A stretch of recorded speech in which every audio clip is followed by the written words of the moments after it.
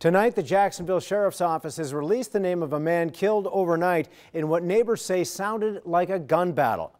But as Lana Harris reports, neighbors also tell us it's just the latest among a string of violent incidents in that part of town. Jeff, people around here tell me that hearing shots like this doesn't even surprise them anymore.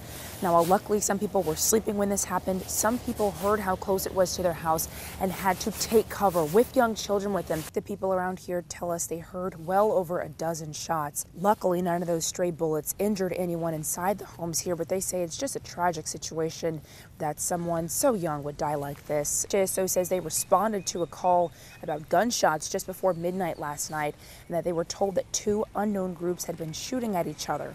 Around 30 minutes later, police discovered Anderson had been brought to UF Health with a gunshot wound, and he was brought in a car that had several bullet holes.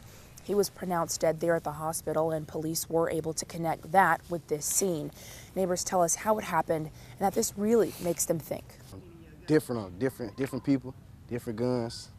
Everybody got down on the ground. It's just when they get too close to home. We got kids around, you know what I'm saying? Little kids, so you gotta be safe. Now, JSO is asking anyone with more information to come forward. You can, of course, call Crime Stoppers if you'd want to remain anonymous. But they say that they are looking for a dark-colored four-door vehicle that was seen leaving this area. Here in Jacksonville, Lana Harris, First Coast News, on your side.